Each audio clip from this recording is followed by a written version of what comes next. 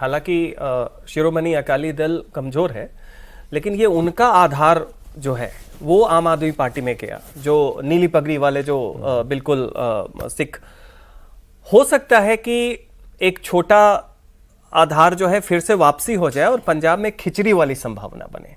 तो बीजेपी की वैसी तो कोई डायरेक्ट स्टेक नहीं है, लेकिन मान लीजिए न कांग्रेस, न आम आदमी पार्टी, न अकाली दल को आया और बीजेपी के पास मान लीजिए 5, 6, 7, 8 कुछ 10 के करीब आ गए, तो उस स्थिति में वो एक किंग मेकर बन सकते हैं। मैं बताऊं ना, पंजाब में जैसा आपने सबने कहा कि एक तो इलेक्शन अभी बहुत नजदीक नहीं है, दूसरा कि बीजेपी कोई बहुत बड़ी प्लेयर नहीं है, तो इसीलिए जो होना है उन्हीं के बीच में होना है।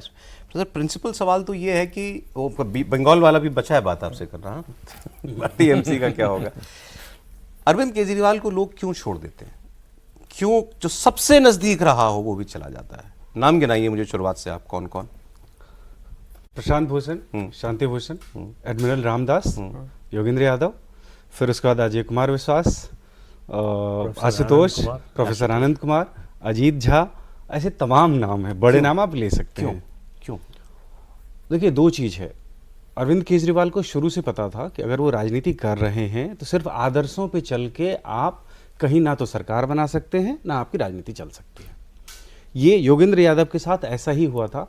इसी वजह से, या कि कुमार विश्वास के साथ, मैं तो नाम बता सकता हूँ किस एक विधायक की वजह से कुमार विश्वास और उसके बीच में लड़ाई की शुरुआत हुई थी। नरेश बालियान हुआ करते थे उत्तम नगर से, आम आदमी पार्टी के विधायक, उनकी वजह से शुरुआत हुई, कारण वो पहले बीजेपी में थे।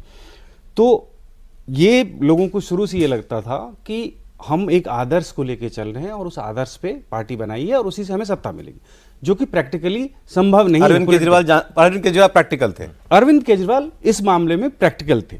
उनका ये था कि हम अपने सिद्धांतों को तभी लागू कर सकते जब हम चुनाव जीते। अगर राजनीति में आए हैं, कहीं चुनाव लड़ रहे हैं, अगर हम सरकार में नहीं आते, सत्ता में नहीं आते, तो हम अपने सिद्धांतों को क्या करेंगे?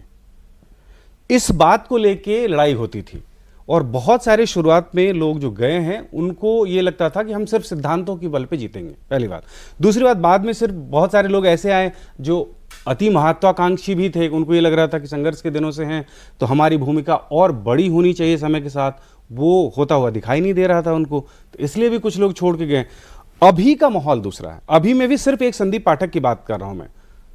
अगर इसमें भी राघव चड्ढा की बात करें तो वो सही नहीं होगा। राघव चड्ढा एक ऐसे व्यक्ति जिनको ज्यादा मिला ही है, उन्होंने पार्टी को कम दिया है, पार्टी ने ज्यादा दिया है उनको।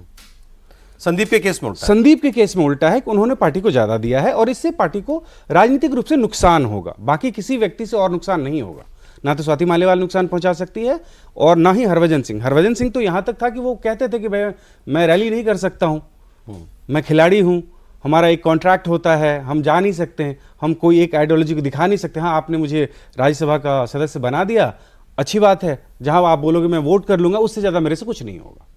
तो उनका तो कोई स्टेक ही नहीं था। तो ऐसे व्यक्ति गए और बाकी दो राजनेता हैं, वो राजनेता है ही नहीं, बिजनेसमैन है। नहीं, बट राघव और संदीप का तो आपने बता ही दिया कितने क्रूशल और अहम आदमी थे। राघव भी, ये तो पूरी पार्टी को समझने वाले लोग हैं ना, तो ये तो कुछ नुकसान बड़ा कर सकते हैं। हाँ, नुकसान में एक संदीप पाठक नुकसान पहुंचाएंगे अगर वो पहुंचाना चाहे। किस सेंस में कि भाई आपके क्रूशल लोग आपकी सारी स्ट्रेटेजी वो समझते हैं, आपकी सारी रणनीति वो बनाते थे, वो जानते हैं, आपके संगठन को अच्छी तरह से समझते हैं, आपके क्रूशल व्यक्ति को कभी भी ला सकते हैं, जो भी उनके पसंदीदा व्यक्ति हैं। ये नुकसान होगा पार्टी को। हालांकि पंजाब में इसका नुकसान नहीं होने वाला, इसका नुकसान होगा गुजरात में। गुजरात आम आदमी पार्टी ये देख के चल रही है कि वहां बहुत बड़ा स्टेक है। अभी 26 तारीख को लोकल बॉडी का चुनाव है, तमाम बड़े नेता वहां जाके लोकल बॉडी के चुनाव के लिए प्रचार कर रहे हैं, तो वहां नुकसान हो सकता है। इस चुनाव में बेशक ना हो, लेकिन आगे हो। एक ये मतलब वैसे मतलब जैसे गॉसिपी बात है ये, कहते हैं कि भाई राघव चड्ढा बहुत जानते हैं अंदर की बात, राघव चड्ढा बहुत नुकसान पहुंचा देंगे, ऐसा कुछ है? नहीं, मुझे नहीं लगता है राघव चड्ढा बहुत ज्यादा नुकसान कोई पहुंचा सकते। राघव चड्ढा की खासियत ये थी कि वो अरविंद केजरीवाल के करीबी माने जाते थे और अरविंद केजरीवाल भरोसा करते थे उन पे। नहीं तो पार्टी के संगठन में बाकी कहीं कोई से नहीं था उनका, कभी से नहीं था।